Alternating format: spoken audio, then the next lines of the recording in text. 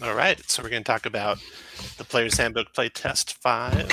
Got David here, and let's just get started. We'll roll right into the Player's Handbook Playtest 5. Dave, if you have any comments, chime in, but I'll pause after each section for your insights too. And if anyone joins us on the stream, if you have any questions, if you can stump us with something we didn't find, put that in the chat. I want to make Please. sure we catch stuff. So here we're looking at page 1 on the left here of the Player's Handbook Playtest 5. And we have the new weapons, the new weapon property. And interestingly, they say when they revisit the experts and priests, some of them will gain access. So experts, I could see the rogue getting access to a few, maybe the ranger getting access to a few, probably not the bard. I don't know which priests, maybe the paladin, would get access to some of them. And this is an interesting thing with the whole playtest in general, which affects how we play, Dave, is that we're playtesting the playtest, and like you're playing the playtest cleric, and we already know quite a few things that they're going to change, or we have things we suspect they'll change. Are they going to go change them for the rest of the playtest ever? One So of that the you can, encouraging things that I'm seeing here is it seems like they're evolving and learning from each playtest package what they learned from the past ones. And I'm also pleased to see that they seem to be learning the right lessons, because I could see a case where survey feedback is leading them into directions that I certainly wouldn't be pleased with. But but I guess D&D fans have pretty good taste, because it seems like things are going in the right direction when they evolve these changes as they go from playtest packet to playtest packet. yeah, I agree. It is pretty encouraging. It seems like they're making good changes with what they're doing. So design notes on the weapon updates. Each weapon has a mastery property, and short swords return to a martial weapon. The net is changed to adventuring gear, which we'll get to in a second. The trident does more damage. The lance does less damage and is now heavy and two-handed. The war pick is versatile now. The musket and pistol appear in the table, and they have the note, as always, the DM oversees what is available for purchase in shops. Light property is in the weapon property section rather than glossary, and thrown property now allows you to draw a weapon as part of the ranged attack. And then we see here in the weapon tables, they have the new mastery column with things like slow and nick and push and vex. And then on the next page, we have the musket and the pistol appearing. And then for the light property, on your turn, if you take the attack action, you can make one extra attack as a bonus action later in the same turn, provided you took the attack action with a light weapon and the extra attack is made with a different light weapon. So that's a reversal of a playtest rule they experimented with a bit before, where you didn't need a bonus action. Probably worth talking a little bit about that when we get to the scimitar and its yeah, because it's not even light, I don't think. Scimitar. Oh, it is. It is. Never mind. Okay, thrown, and you can draw that weapon as part of the attack.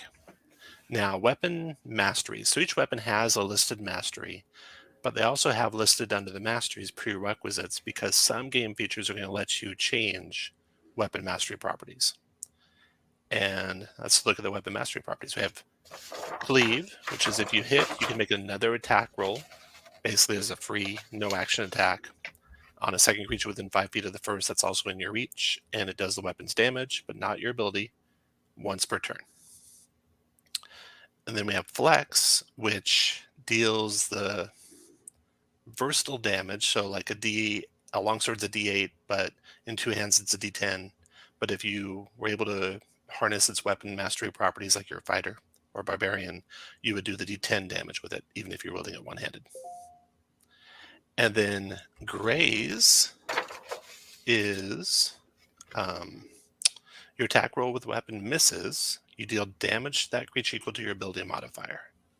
Yeah, this is an interesting one, because I remember at some previous iteration of the D&D design, the designers were enamored with an effect that allowed people to miss an attack and still deal that extra damage. It was exactly the same as the Greys. And there was an uproar in the D&D community. People hated the idea of dealing damage despite missing on an attack. So it's kind of amusing, I suppose, that the designers who are clearly enamored with this sort of effect revisited it. And I guess we'll see whether the D&D community is still as hostile to the notion of dealing damage despite missing as they used to be. Then next we have the Nick property. You make, this is where two-weapon fighting comes in. When you make the extra attack of the light property, you can make it as part of the attack action instead of a bonus, but still only once per turn. So what kind of light weapons have Nick? So the rapier is a light weapon, but doesn't have Nick. But the dagger, I believe, does. So if you have your dagger in your offhand, you could use it without spending your bonus action to make a second attack. Light hammer, same. Sickle, same. Scimitar, same. I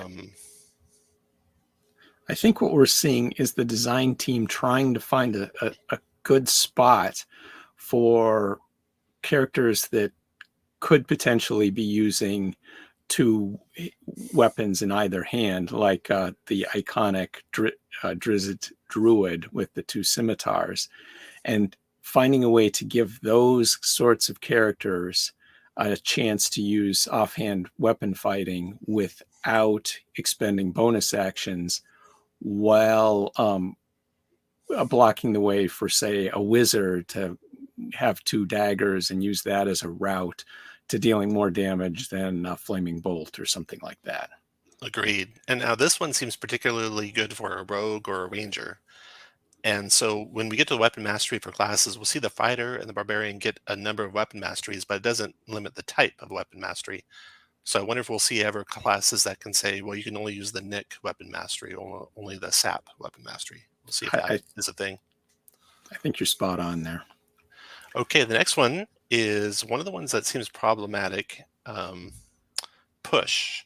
So if you hit a creature, you push it 10 feet, no more than one size larger than you. So you're just pushing people around. No save for them. They're just getting pushed anytime you hit them.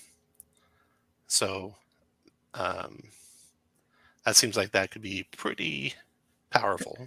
It's pretty strong. Yeah. But we've seen that sort of effect with the Warlock and their arcane bolt push effect. Yeah. And to tell you the truth, I've seen it useful a couple times to push people off things. Yeah. But it's not super overpowering. Yeah, true. As opposed to Sap, which is strong enough that they've decided that you cannot combine this with other things. At least that's my reading of no other properties is the prerequisite. So if something has Sap, that means that it's a martial type class that could normally switch things around. I'm not sure I understand the reading of this, but I take it as a way to try and keep people combining Sap with other properties in ways that are that's a really good problematic. Catch. I completely missed that, and I don't know what they mean by that because everything has a property. Yeah. Well, okay, here's properties. So a mace has no property, a flail has no property, a morningstar has no property. So that must be what they're talking about, maybe. Yeah, I'm not sure. And it would make sense that those are the kinds of things you could sap with: a mace, a flail, and a morningstar. Mm-hmm. Interesting. Okay, then we have slow. If you, there's a little bit of problem with how they worded this one. If you hit a creature, deal damage to it, you reduce its speed by 10 feet until the start of your next turn. If you hit the creature more than once, its reduction speed doesn't exceed 10 feet. So if you and a friend both have it, you can make it 20 feet. If you and two friends have it, it could make it 30 feet, the way they worded it. I don't think that's what they intended. Oh, well, I'm not sure that the slow optimized party is going to make a surge into... This is true, unless you got, 3 archers, and then they just lock someone down. They can't move. Yeah. They can't move, and that slow does go on to like a longbow, I think. Does a longbow slow? Yeah, longbow slows, musket slows. Just more fuel to the fire of making archers super strong. Now you can't even get to them if they get shots off on you. Okay, then we have topple. And this one has these all, to me, seem like they're just going to slow the game down. They for sure will. It's how much will it, and will it be worth it? So we'll have to see in playtest if it's worth it. But the topple, every time you hit, there's a saving throw, and if they fail their save, they go prone. Yeah, I've never liked the dynamic that showed up in 3rd edition, where there were some builds that were just set up to prone characters all the time and then keep them on the ground and stack advantage, and it kind of lent what should be a heroic battle against the big bad evil guy into a succession of humiliating stomps on the ground. Yeah. It just didn't have that cinematic feel that you're going for. So I'm always wary of seeing something that topples easily and gives people prone as an option every single turn. Then the next one might have the best benefit, Vex. If you hit a creature and deal damage to it, you have advantage on your next attack roll against that creature before the end of your next turn. So there's no limit on this. So if you had more than one attack, you could hit it, Vex it, have advantage on the next attack. If you hit it again, you have advantage on the next attack, and it just keeps rolling. Yeah, so that's it's pretty pretty strong. good. Yeah. And not sure if it's stronger than Sap, but both of them are nice abilities. Yeah. So yeah, this all feels like, okay, if you get to a table where you have a novice, then everyone's going to be helping the novice. Oh, did you remember your weapon property? Do you remember this? Did you remember that? And just slowing stuff down. But we'll see how it goes in play. Yeah, that's true. Yeah. This realizes a long-time goal of D&D designers of making weapons unique. So your weapon choice matters more than just delivering a D8 or a D10. That kind of dates back to the the weapon versus armor class tables that only the most, obsessive folks used in 1st edition and didn't really deliver a extra note of realism all the way up to now, when they're trying to find a good balance of something that works and makes weapons, each one, feel distinctive without slowing the game or bogging things down or miring everyone in arcana. It might And not the surprise you, good kind. It might surprise you, but I used it when we played. When we played 1st edition. The other thing we did was in Dragon Magazine, I think it was, they had speed for weapons. We used that a little bit too. Wow. That was painful. How much Hats off to you, Tom. Hats off. was involved. All right, then we have the net moving to adventuring gear. So the net had this weird thing where it had a range of 5 feet or 15 feet. In 5 feet, you'd have disadvantage because you're adjacent to someone. And in 15 feet, Eric says he used speed factors as well. That's old school. And in 15 feet, you'd have disadvantage because there's long range. So that goes away. It takes an attack action, takes one of your attacks to use it, but it's not an attack anymore. Now, interestingly, this means it's not a thrown weapon, so you don't get to draw it for free. So the net used to have a thing where you could only do one attack with it, which kind of made sense a little bit, because really to use a net, you had to kind of get it unfolded and out and hurl it just the right way. So I could see how that made sense. And now it won't benefit from being able to draw it for free, so you're kind of, in sense, limited to a one attack with it. Also, you can have 3 nets and attack 3 times with them, the way the wording is now for the rules. Otherwise, it's basically the same. I think they changed the type of damage you could do to it to cut your way out. Used to say you had to do slashing damage, which of course a dagger didn't do slashing damage, so you couldn't cut your way out with a dagger. But now you can. Realize that. Now you can, with it being only immune to bludgeoning, not piercing. Okay, priest pack. I couldn't find any difference here except they listed the weight on priest pack, same as the last play test. Here's a change that's good. In the spell lists, there was a little bit of issue with how the spell lists were generic and how a cleric would be better than a paladin at smiting and better than a paladin at summoning mounts. And now it looks like they're going to the spell list, but there'll be some spells that are limited to classes. And we'll see that in here. So I imagine some of those smite spells will be paladin spells, not divine spells. Smart change. Yeah. Then and then looks like also Vicious Mockery will go away, Dissonant Whispers will go away, and those will become bard spells. Yeah. And not open to every wizard. I like the way they're making classes, some of their signature spells add flavor to that particular class that's unique to the class. Yeah. I wonder if they'll ever change True Strike. Maybe the worst spell in the game. We'll see. Not yet. They haven't done That'll be anything yet. exciting to see. Okay, so we got some spells, new spells. 11 new spells appear, each one connected to Sorcerer, Warlock, or Wizard. So Sorcerer, they all have the tags, not Arcane, but instead the class tags. Chaos Bolt has moved over from Xanathar's, and all Sorcerers get it as a bonus spell.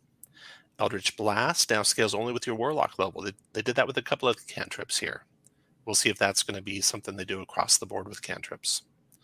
And then Hex, they made a change where it only does this damage once per turn. It used to be every time you hit, you did the extra damage with cantrip, with that Hex cantrip. It does scale up in damage. So in theory, it'll kind of keep up.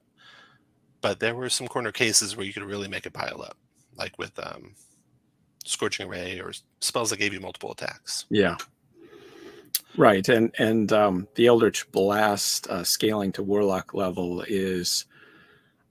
seems to be some sort of effort to get rid of some of the abusive builds that stacked Warlock with other charisma casters to create huge damage engines.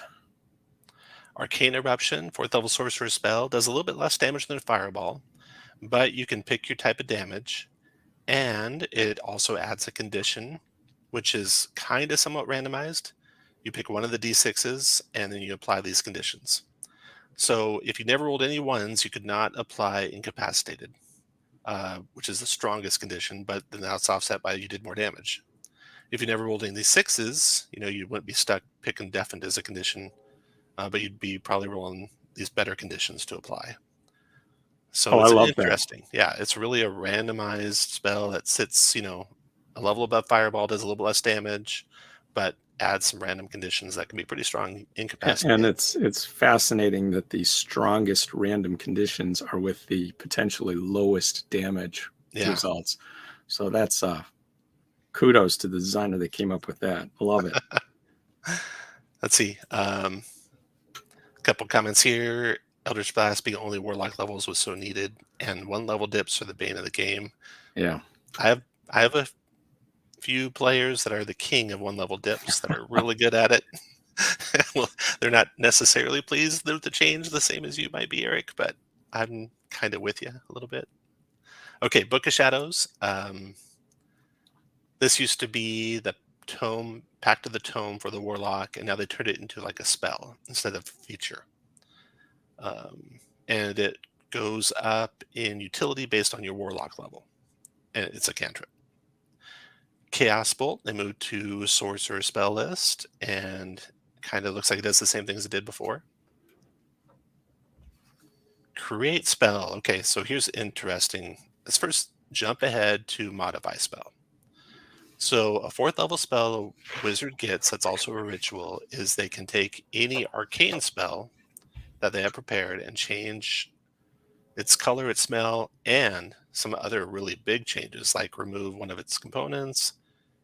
Damage can't break your concentration with it. You could make a necrotic fireball, which is usually less resistance than or a thunder fireball, which is less resistance than fire usually. You can make the range huge. And after you do that, after you've modified your spell, now you can do the 5th level power, create spell, where you put it in your spell book forever. So you can just make better versions of spells, and it just costs you gold. A lot of gold. A lot of should gold. be noted. A lot of gold. So depending on your game's economy of how much gold the campaign's delivering, this could be cost prohibitive and or not. And or not. It's tough to balance that across tables. Adventure League, one organized play game, kind of has limit on how much gold you'll get, so it'll be balanced across tables that way. But if a person just shows up with a wizard who's 4th level, and you kind of need to know how much gold do they have in their 4 levels, because they could have, they'd have to be a lot higher than 4th level. 9th level, you have to know how much gold they had to see how powerful their spells are going to be. Kind of weird. I'm not sure I'm a fan of it, but It's Well, they're interesting. leaning into the notion of wizards being the most flexible of casters. And Eric's right. It's great that we're seeing more uses for gold in the game. Traditionally, there's been nothing to do but keep score with gold unless you're playing a unique campaign where, for example, you're doing castle building at the end or something like that. Right. So they're definitely steering into the direction of making wizards the most flexible, versatile casters in the game. I'm wondering, Tom, do you see any of these modify spell changes that could potentially be overpowered? I can see recipes coming up over time as you got to modify this spell this way, and suddenly you win D&D. That concentration can't be broken by damage. It's probably not broken, but it seems pretty solid to me. Yeah. Fireballs only affecting your enemies is pretty strong. Yeah. Takes the place of an evoker, you know. Yeah, I don't know yet how bad it could get. This is one that's, really could be creatively used. Yeah, and that can be a lot of fun. Yeah. But I suspect that there's going to be a lists on the internet that here's what you should change to which Yeah. spells. I bet if we And, search, there might already be an optimization video on how best to modify spells. yeah, If not, we need to start working right. on it right now. Okay, Eldritch Blast is scaling with Warlock level. Hex is doing its extra damage only once per turn, but it does scale up at third level, and 5th level. Do Yeah, a little bit more damage. but you have to cast that at higher levels. It used to scale up on its own, right? You didn't have to cast. You always cast it at first level, and you got that extra bonus. It's interesting. No, you never got the damage bonus. There's always D6. Oh, No okay. matter what level. Oh, well, then that's I applaud that change. Yeah. Memorize spell. Interestingly, you can put a spell in your spell book that isn't a spell except for let you change another spell. You can, but it's a ritual. So I guess you could do it as a ritual, and then you could change around what you have prepared. One thing per casting of Memorize spell. Oh, ever basically until you finish long rest, because when you cast the spell again, the replacement switches back. A great change in my book. So if I, who love Stone Shape, want to have that in my spell book and use it during the rare adventures when I can, I don't have to prepare that and just watch that fourth level slot languish on most adventures. But then I can bust it out and have fun with it like I so enjoy on the rare occasions that it's useful. Yeah. Eric comments like, once someone figures out how best to use the modify spell, everyone will know how to best use the modify spell. Yeah. Okay, Pact Familiar. This is the Pact of the Chain for the Warlock. And Teos will be happy. He can have his familiar take the form of a flump.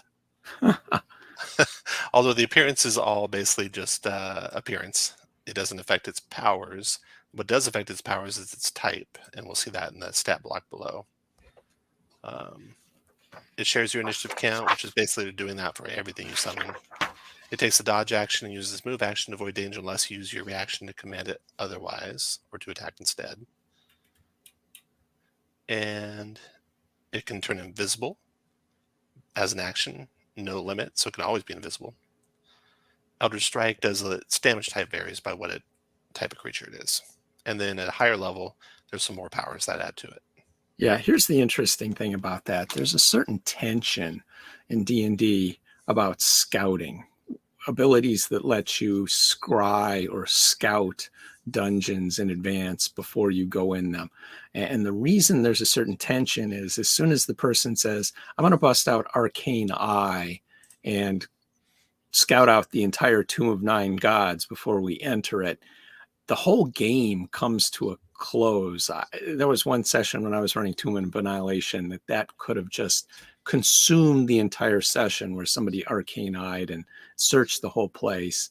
And with an arcane eye, at least you can't open doors, but potentially your invisible flying familiar, whose eyes you can see through, can scout an entire dungeon while well, one character is active, the Warlock, and everyone else is sort of sitting idle, not doing anything.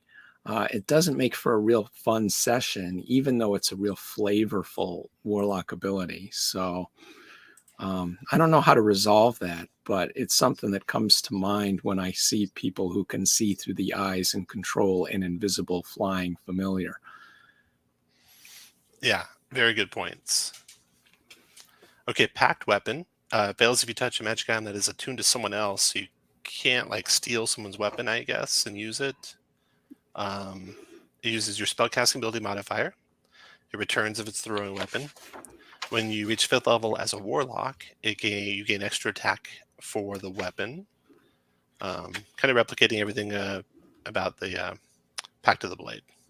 Yeah, the Warlock is definitely going. Oh, but the Pact of the Blade is the one Warlock class or subtype that has a packed weapon, right? Yep. So they're the ones that get that extra attack. Got it. Scribe spell. If you have the spell prepared, the casting time and component costs are halved. I noticed that was kind of an interesting one. I wonder if it's halved and then halved again if you have if you're a specialist in the type of spell. We'll see. This is almost a reorganization of the wizard, because this is the stuff that was written under the regular wizard spell casting description, and now it's in its spell. Interesting change, but not sure it's mechanically meaningful. Oh, Eric brings up a good idea. Can you play the scouting familiar as a flashback? Skip the actual scouting, but then give a little bit more description when the players come to each room. It's one idea.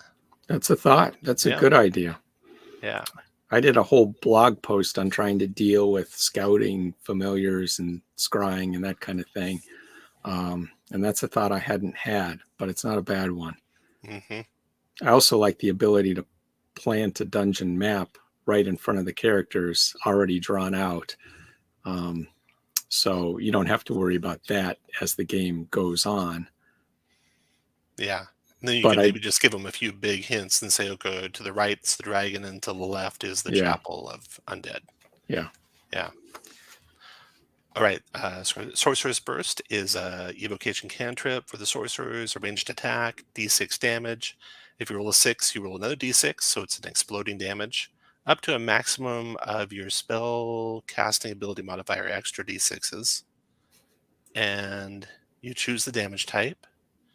And this one also scales by sorcerer level, not character level.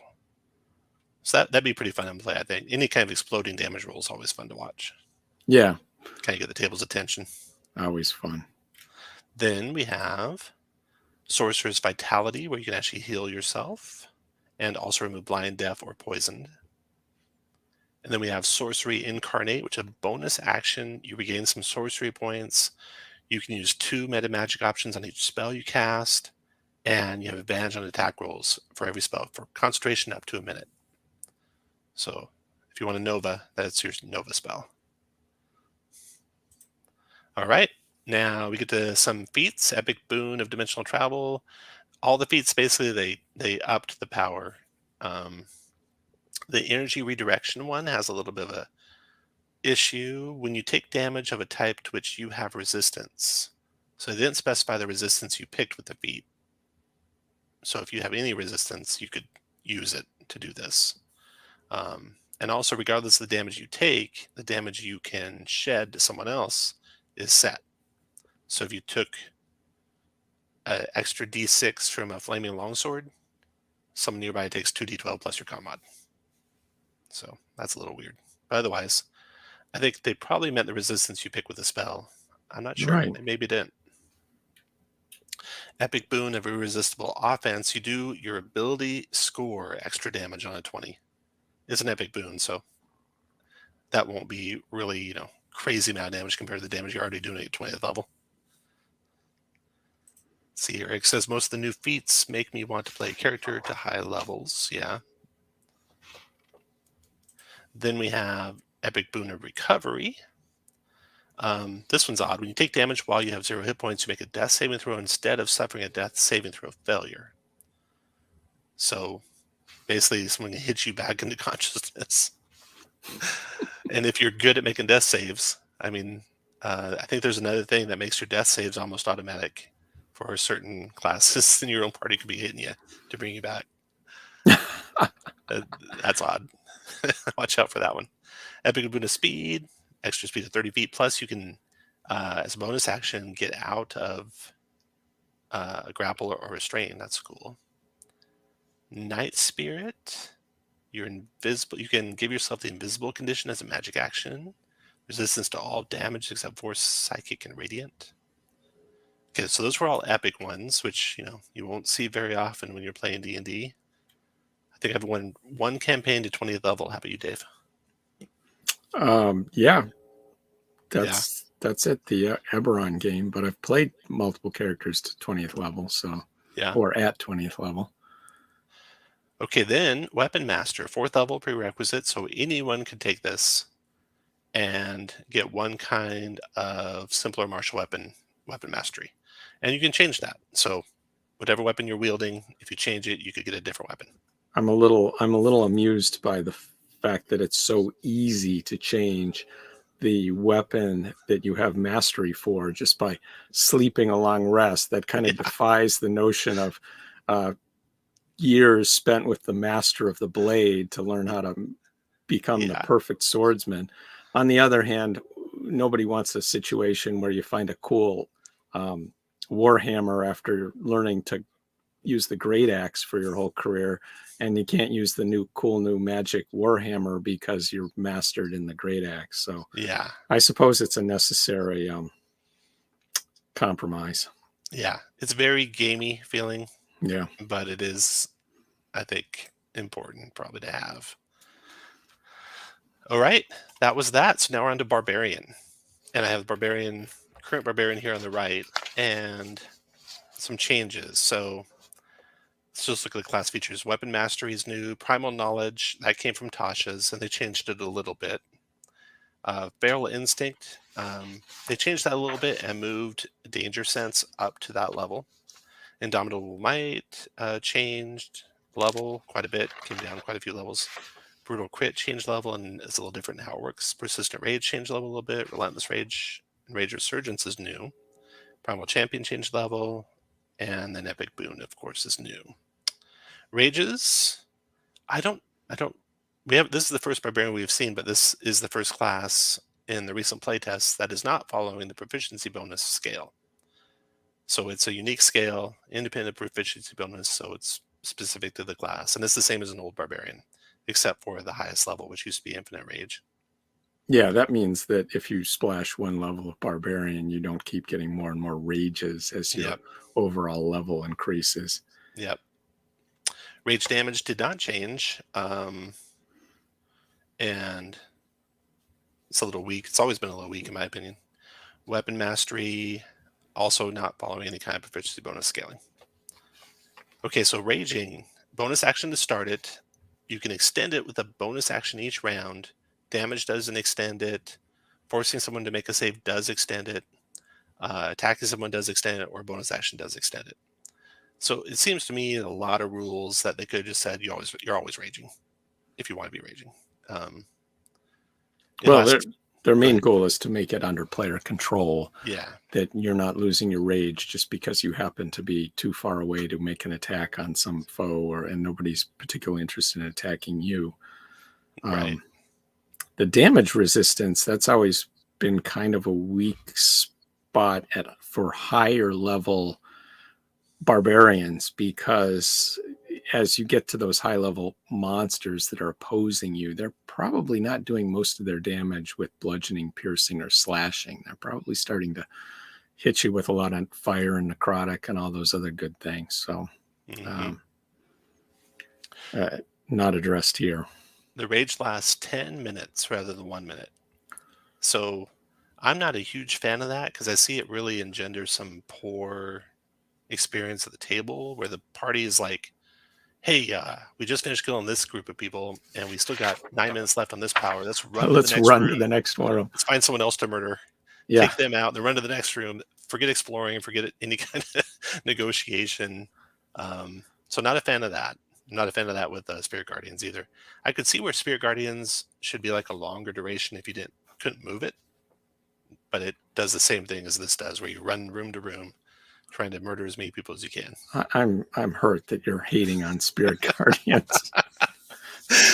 I mean, you're doing what you have to do, right? You're playing it as optimally as you can, but that's what it does. Not now stopped by incapacitate condition. Used to be if you were unconscious, I think, which is rolled in to incapacitated. We talked about all these new features moving around. Primal Champion used to change from 4, used to increase your scores by 4, now increases by 2. But then there's another thing that increases them again a couple levels later, so you partially get that back.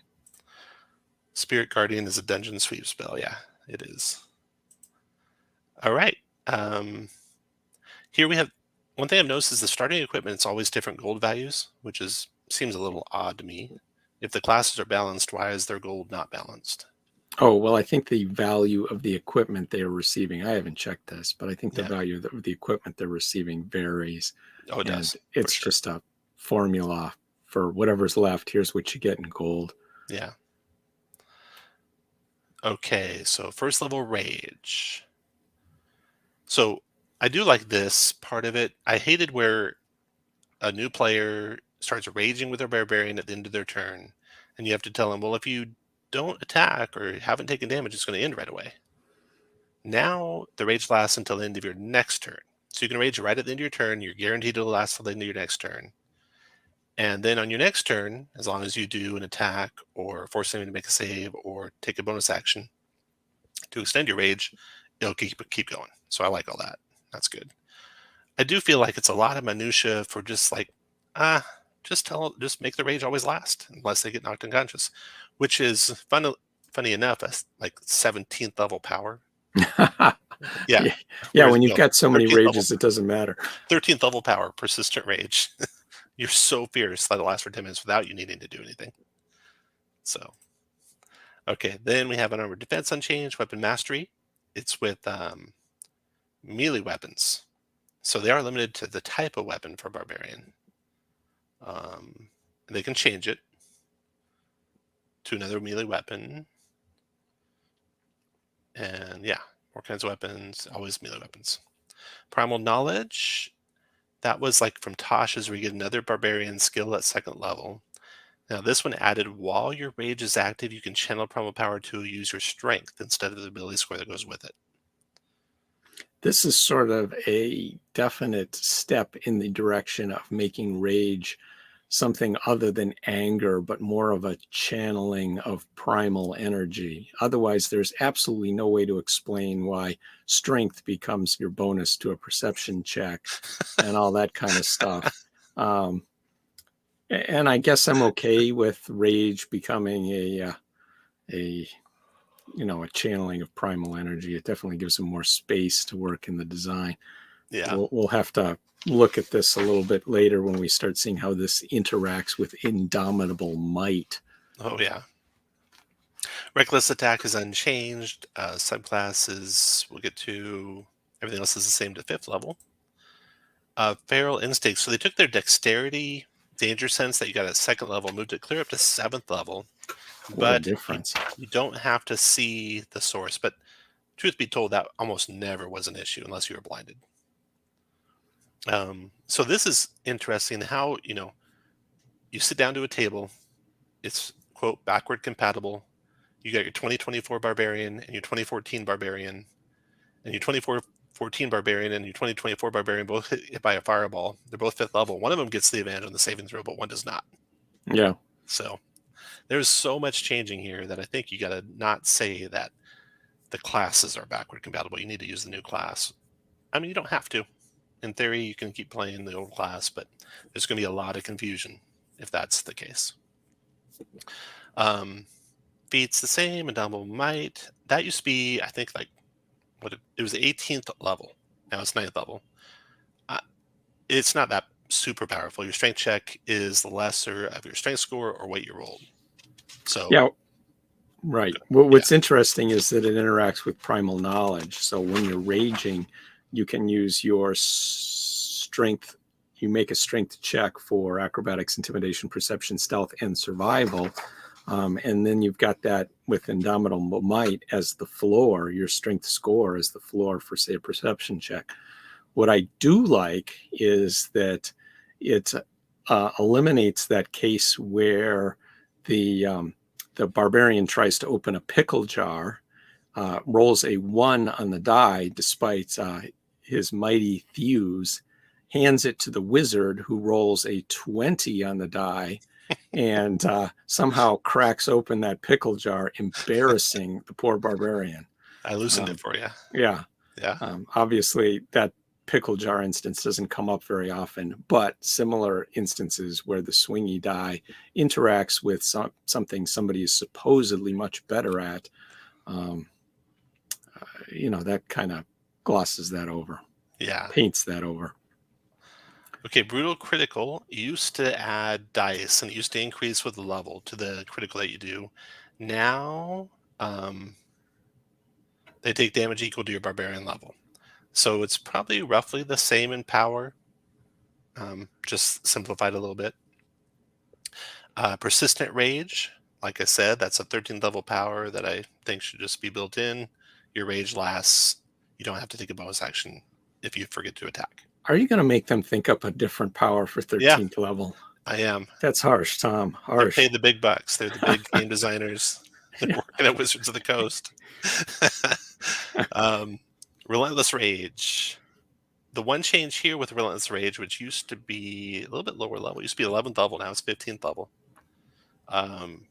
Instead of getting your hit points drop into 1, they drop to twice your barbarian level. So you might be able to take 1 more attack. Now, you could always take 1 more attack because you could make another con save every time you got hit. I had a barbarian one time make it all the way up to DC 30 before they failed. Yeah, I've seen that same dynamic, same scene where the barbarian keeps going down because he's only got 1 hit point after getting hit, and then keeps rolling those con saves to come up and do it again and again and again. Yeah. And it was pretty damn fun at the table. Yeah. But I think it's probably better to give the barbarian some more hit points so they don't keep flopping down over and over again. It doesn't strike me as a heroic scene in the mind's eye. Yeah. Now, actually, you don't flop down because instead your hit points are 1 instead of being 0. Right. So you never did go to 0. But fair enough. This will make it more staccato rhythm. It's like every other attack you're making your con save versus every attack. Yeah. See, you got that going. Yeah. Let's see. Rage Resurgence. Whenever you roll initiative, you regain 1 expanded use of your rage. So rages used to be infinite at 20th level. Now you got this Rage Resurgence, so they're semi-infinite at 20th level. Primal Champion. Strength and con increased by 2. Used to go up by 4 at 20th level to a max of 24. Now it goes to max of 22. But then when you hit 20th level, one of them goes up again by 2 more, up to a max of 30. So it's a little bit less than before. You get a little bit lower level, plus you get a feat. All right, that's Barbarian. And Path of the Berserker. So Frenzy no longer causes you to gain a level of exhaustion. Instead, when you hit someone with a reckless attack, you do extra damage on your first target equal to X d6 is where X was your bonus to damage. So 2 d6s or 3 or 4 d6s. And I would assume that gets it doubled up with a crit too. I think it would. So that was always a power that was hard for Barbarian to justify until the playtest where exhaustion became less damaging, but now they've changed that. And we'll get to that in a minute. Yeah, it was so onerous, exhaustion in the... Yeah, you couldn't use it. Like Eric says, it's like a 1-day thing when you know it was your last encounter of the day that you'd ever want to use it, really. Mindless Rage. Only thing there is the condition ends on you if you enter a rage while you're charmed and frightened. It used to just be suspended. Retaliation and Intimidating Presence swap levels. Otherwise, they're mostly the unchanged. Intimidating Presence has a few little tweaks to it. When you're raging, it gets a bigger area. It's once per long rest, but you can expend uses of your rage to do it again. And there was some weird stuff in it with how you extended it and kept it going before. It now just automatically goes with the people affected getting to repeat their save each turn. So I like that. That's simplified along the lines of most other saves and pretty straightforward. Okay, fighter. So let's grab back to the fighter here. Rules fighter. We have weapon mastery right away. We have the feats that used to come at 6th level. For some reason, they moved it to 5th level. I mean, maybe they didn't want to double it up with subclass feature. And then the feat they used to come at, I think it was 14th level. Yeah, 14th level. Again, they moved it to 15th level because they didn't want to double up with the subclass feature. I don't know that it matters that you double up with the subclass feature, but I think that's what happened. Weapon expert at 7th, weapon adept at 13th. We'll cover the action surges and unconquerables and indomitables. 3 extra attacks move down to 18th, and the epic boon at 20th. And then again, the second win of weapon mastery, not following proficiency bonus, but following character level. And action surge now limited to certain fighter-themed actions. Indomitable, bonus to the reroll equal to your fighter level. Added persuasion as one of your proficiencies. Got the big damage or the big gold there for the fighter. First level. Okay, so second wind. Instead of now being per short rest, it's per long rest and more than one use. Otherwise, pretty much unchanged. Weapon mastery, you got 3 types of weapons. And again, you can change them. So it's like you can be actively using 3 weapons with mastery. And if you get a different main weapon with a long rest, you can change it. Action surge. So this is a big one. What do you think of the new change in action surge here? Only use it to attack, dash, disengage, or dodge. Yeah, it's a good change because it used to be a popular second level dip to get the chance to really go Nova with 2 turns and 2 big spells on that action surge turn, which I don't think was really with the spirit of the action surge when you're casting spells with it. I agree. I mean, it was a power that was better for a non-fighter in a lot of cases. So True. Now what it does limit is it doesn't have like you couldn't let's see, you can dash, so you can move. That means you could drag someone out of combat. Can you administer first aid to someone? Maybe that's not in the spirit of the power, but I like that the spell is gone for sure. Right. Yeah. I think I would, if I were doing it, I'd just phrase it anything but a spell. Yeah, that might be a better thing to say there. I might put that in the comments on the feedback. Okay, everything else is the same here until you get to weapon expert. So at weapon expert, you can replace a mastery property on a weapon. So here's where the prerequisites for the mastery properties come into place, and you can change what your weapon does. So that's cool. And you can change that every long rest. And then 9th level Indomitable. So this got much more powerful. If you fail a saving throw, you re-roll it, but with a bonus equal to your fighter level. So +9 when you get it. That gives the fighters a chance to make a save versus wisdom or maze spell.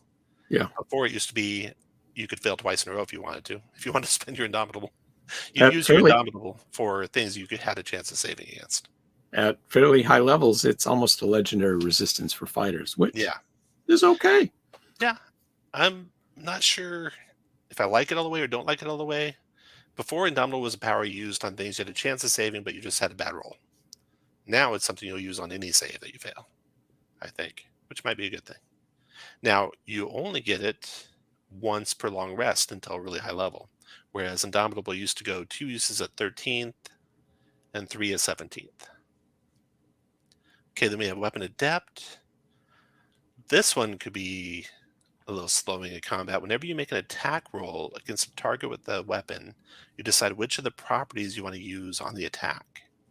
You make that decision before the attack hits or misses. So they say 2 things when you make the attack roll or after you make the roll, but before you know. So which is it? They need to clarify that a little bit. And nobody likes the after the attack roll, but before you know. Yeah. And push and topple properties of the longsword, and you could switch between them. So you could topple someone and then push them, then topple them, whatever order. Okay, then 17th level. So this is when you would have got Indomitable 3 times. So you basically have one use of Indomitable where you would have got 2 at 13th, but now you're going to get at 17th level this Unconquerable, where you can start using your second winds to trigger your Indomitable and use those up. You also get a heal at the same time. So at 17th level, if you haven't already used your second winds, you in theory have Indomitable 5 times. So you go from 1 use at 9th level to 5 uses at 17th level if you don't use up second winds first. Yeah, I want to use this as an opportunity to circle back to second wind just a bit. Okay. One of the design team's goals has been to get people, every character on sort of the same schedule of regaining resources on long rests and not regaining as much on short rests. So we're seeing second wind adjusted so that you get second winds on a long rest and you get more of them. What kind of is a negative to that is it definitely reinforces the notion of the 5-minute adventuring day, where if you're a fighter and you know you're only going to be battling one foe, you might as well just keep pounding those second winds. Though I guess if you're not taking that much damage, it doesn't matter that much. But it's an interesting change. And then they're interacting here while using second wind as a resource to use. So it's an interesting redesign, and I'm not sure it's a total win, but it's probably all right. Yeah, I liked what they did with the Valiant system, where they made it a reaction. That was an interesting take on it. So you could use it to save yourself if you're about to go down. Mm-hmm. Okay, back to Unconquerable. Got that, and then your epic boon strength increases, and then you get a feat. Okay, the subclass. So the champion subclass was the basic fighter subclass. In theory, took the least investment of rules knowledge to play.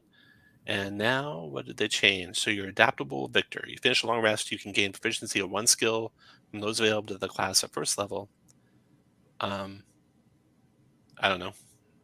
I guess it's okay.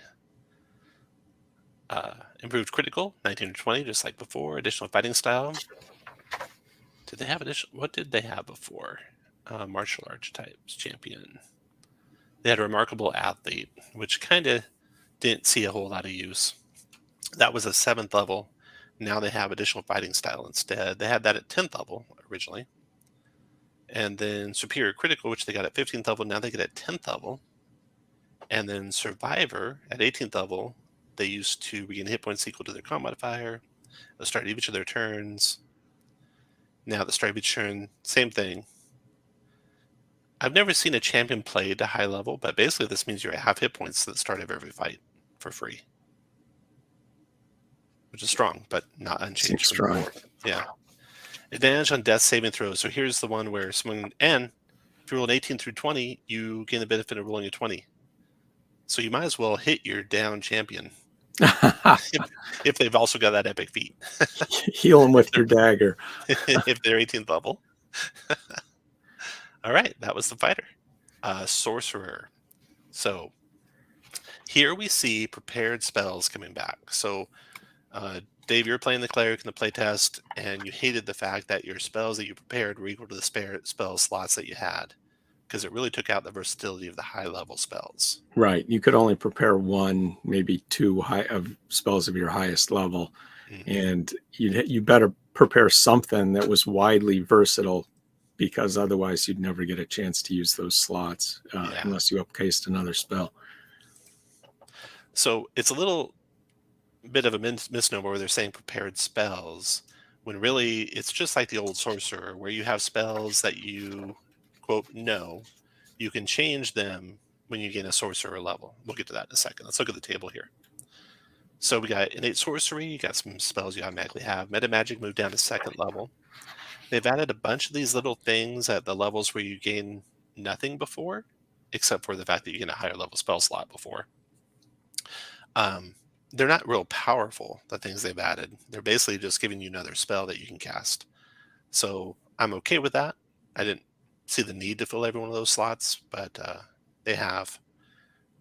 Some people might complain they're not very powerful, but they're better than they had nothing before. Yeah, people did complain when in those empty slots because they didn't seem to get anything. But of course, getting a higher level spell is a big boon. Yeah. Prepared spells. So they're starting with 2.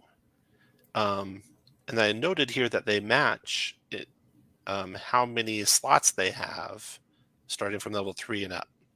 And now you have 22 prepared spells versus a sorcerer could know 15 before. So quite a few more, quote, prepared spells for a sorcerer. And that, I think, brings it up close to what Tasha's would give you with a sorcerer. Which is an interesting question. The question came up in a game we were doing a playtest of, is do the playtest stuff and Tasha's stack? And I said, no, we won't have them stack, because I think what they're doing is they're taking the stuff from Tasha's that makes sense and building it in. Yeah, So right. you don't want to build it in twice, I don't think. You don't want to take these prepared spells and add the Tasha prepared spells on top of them. Okay, so coming here to innate sorcery. At first level, you have Sorcerer's Burst and Chaos Bolt, always prepared. Prepared spells at first level plus, you prepare from the Arcane list, and you can change them whenever you gain a Sorcerer level. And use regular Arcane focuses. You have your Font of Magic at second level. There's a minimum Sorcerer level for gaining slots. So before, that didn't exist, I don't think. I don't know if it was automatically built in by how many points you would have had anyway. I didn't double check that, but that's a new thing there.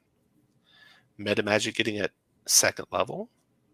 You can replace the Meta Magic option. I think you used to have to go up a level to do that before. You can now do it with a long rest. Okay, so the ones that are the levels where you got good or higher level spells, you're basically getting a new spell that you always have prepared. So not that great, but you had nothing before. Sorcerer's Restoration. At 15th level, you regain 4 expended sorcery points whenever you roll initiative or finish a long or short rest. So if you're smart, you'll roll initiative right after you finish a short rest and gain 8, maybe? Yeah. It says or, though. You should get both. Arcane Apotheosis. You always have a wish spell prepared, and you have no chance of losing the ability to cast it. And you can use that to replicate a first 3 level spell without expending the slot 1 time per long rest. And then Charisma score increases at 20th level. Any comments on Sorcerer in general there, Dave? No. Okay, let's look at the Draconic. Let's look at the Meta Magic. Distant spell looks pretty powerful. 1 sorcery point to increase the level by the range equal 30 plus your level. So at 10th level, you're increasing the range of your spells by 300 feet. That's really strong. Now, most games don't have you doing fights at that range, but you'll have much more of a choice of spells than a wizard would at that range. Like yeah, I remember an epic that I once played where this is a convention game where presumably each party was on a different part of the battlefield, separated by a couple hundred feet. And what wound up is we had a sharpshooter with a longbow who could just attack the next encounter Yep. without engaging with that other encounter. And I'm seeing the same sort of dynamic with the distance spell. Yeah, it might be a little strong at that range. Normally, though, it doesn't come into play. Everything else pretty straightforward. Subtle spell, also drop material components. Twin spell, big change on twin spell. Very. So that was one of the most powerful meta magics, with twinned hastes and such. And now, or twin banishments. And now, when you cast a spell at 1st through 5th level, that you also cast on your previous turn by expending a spell slot, you can fuel it with meta magic. So you're losing spells that are concentration. You're gaining basically your top level spell twice. Like, for example, if you were 9th level and you cast Cone of Cold, you could then twin it the next round to do Cone of Cold again. So you're getting spells that have area of effect and your highest level slot twice for some sorcery points, but you are losing concentration. And you're also losing casting effectively 2 spells in one round. I think I like it overall. What are your thoughts, Dave? Yeah, I know Twin Spell used to be the go-to for sorcerers that would come up a lot. I didn't see it as being broken, but apparently the design team does. And who am I to argue? It could well be. That's right. All right. Draconic Sorcery. So Draconic Resistance adds Charisma modifier to your armor class. That's going to be strong. It's going to be +5 to your armor class. You have Dragon Speech, so you can talk to any creature that is a dragon type. You have Elemental Affinity. You choose one of your damage types, and you have resistance to that damage type. And you can add your Charisma modifier to damage. Draconic Exhalation. Once per turn when you cast Sorcerer's Burst, you can exhale in a 15-foot cone rather than selecting a target within range. So you're basically doing it like a breath, dragon breath. And Dragon Wings, when you have Sorcery Incarnate spell active, you sprout the wings, you can fly.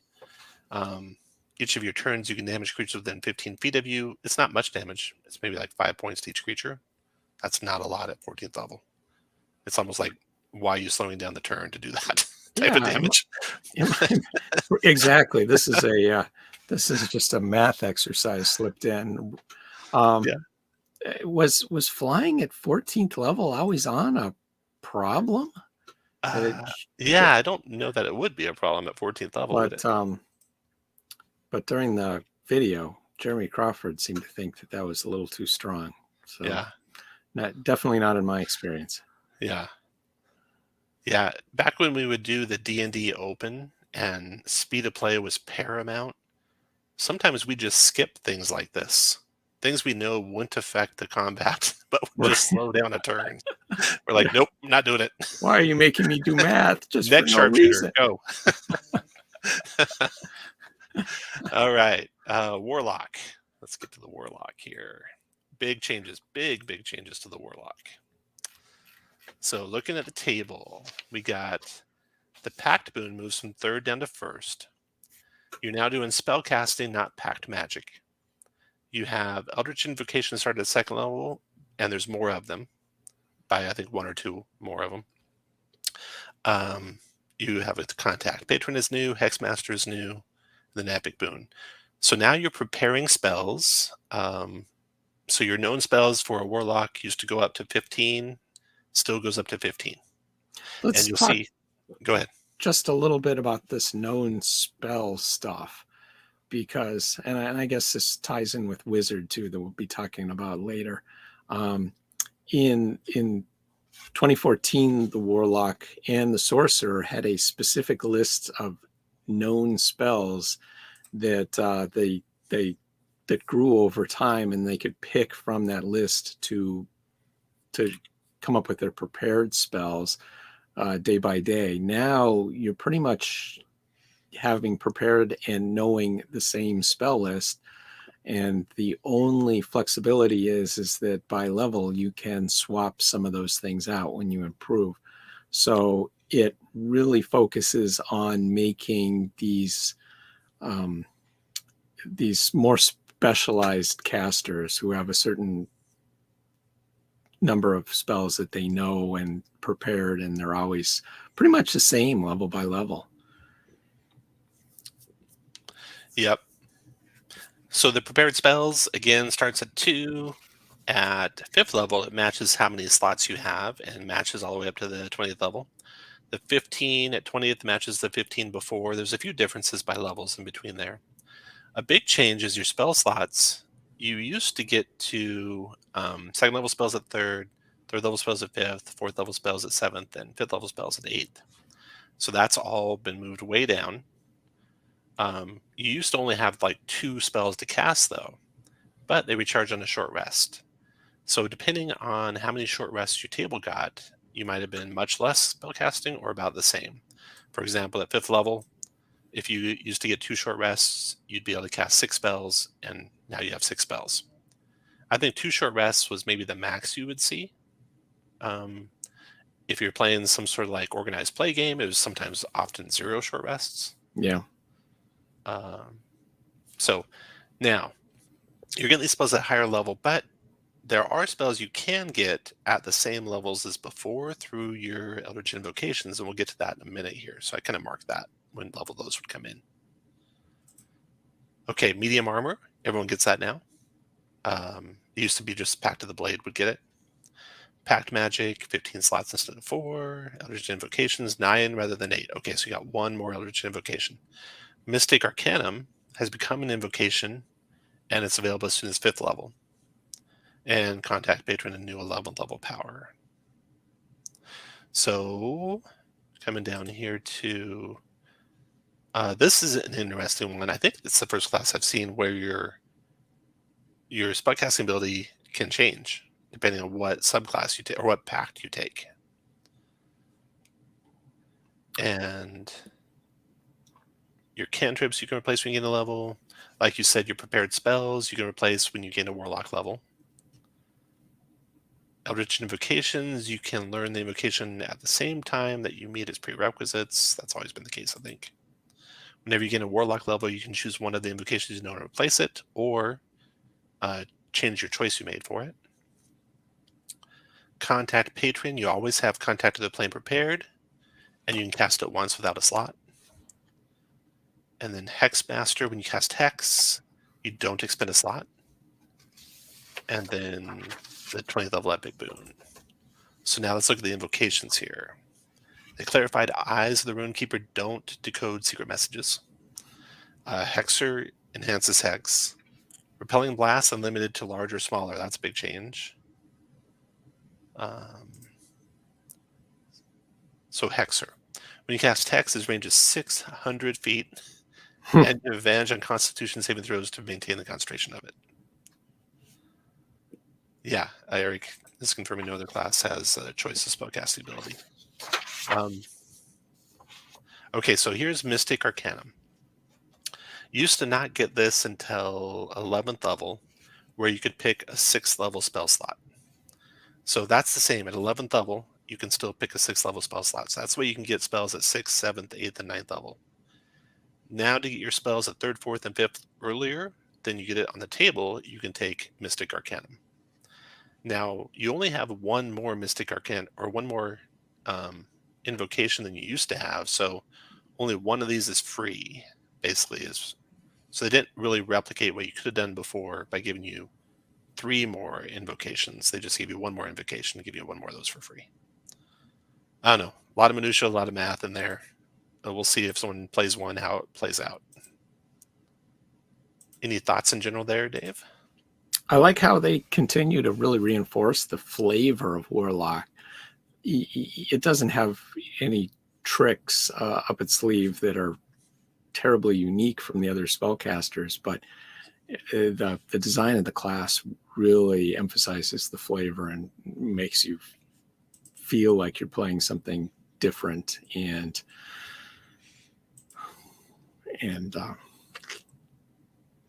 flavorful. So let's look at the Fiend Patron. Patron spells. So you always have these prepared. It used to be that you could just pick them. They were available to pick. Now they're always prepared.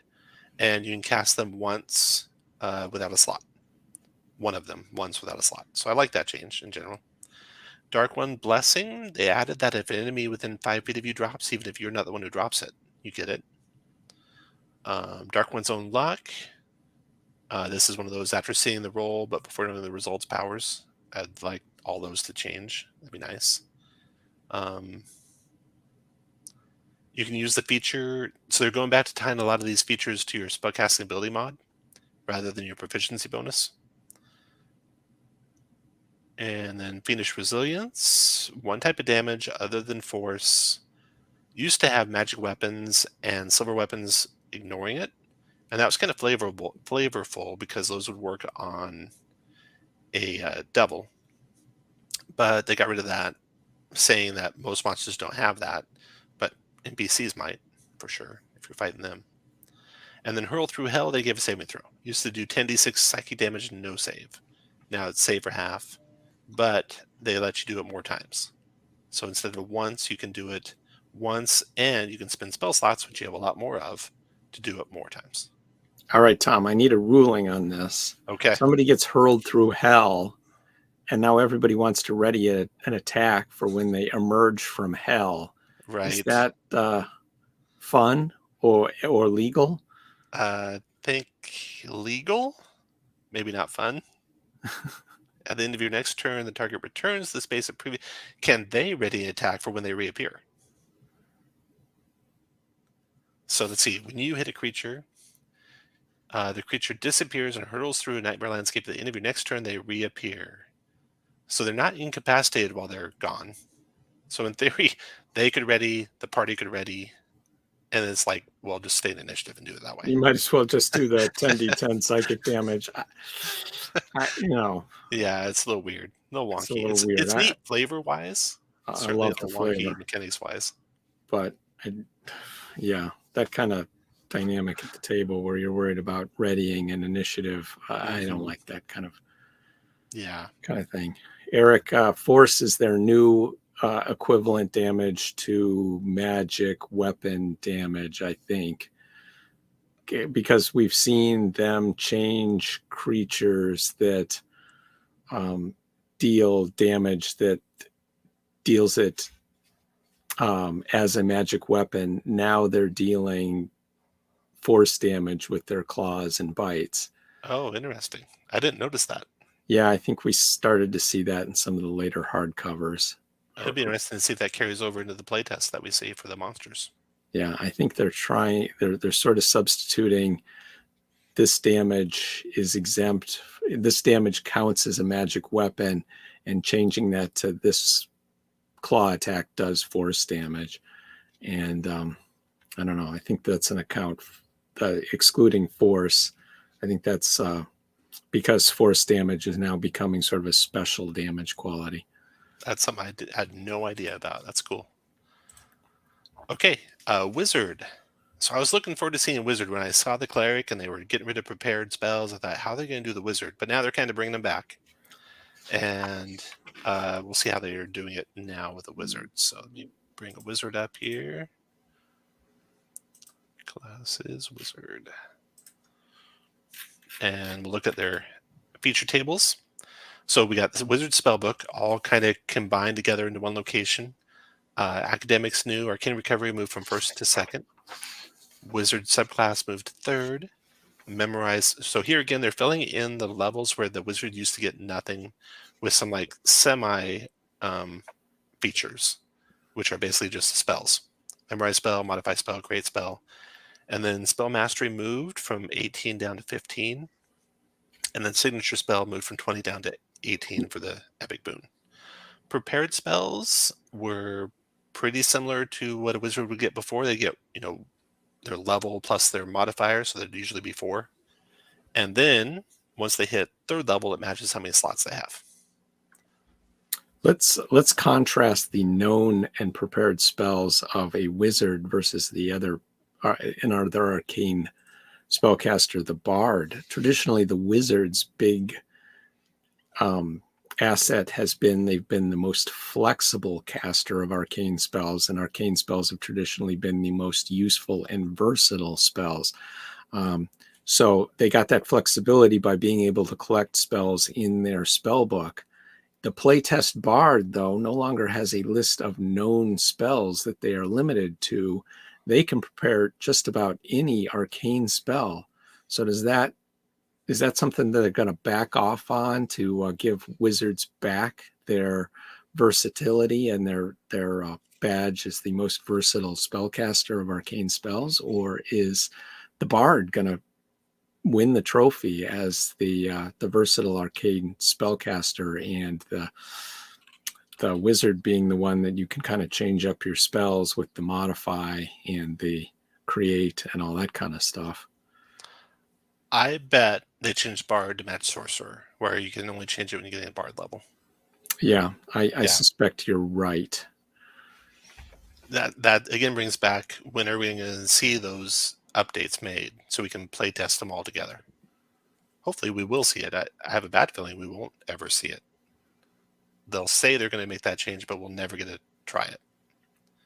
Yeah, it could be that we see a subclass playtest and a monk playtest probably together, and then we'll start seeing playtest packets with monsters and dungeon master facing material. Yeah. Okay, so wizards, we looked at the table there. Now they got their spell casting, any focus. They have a wizard only spell, scribe spell. They have a spell book, which they can also use as a focus now. Arcane recovery mode, we talked about that.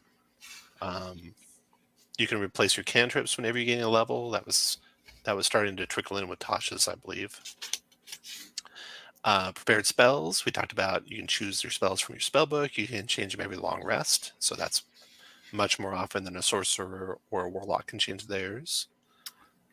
And your scribe spell basically gives you instructions on how to add spells to your spell book, all built into the class, rather than it used to be a sidebar, plus there used to be some back in the spells section of the book. Now it'll all be right here for you.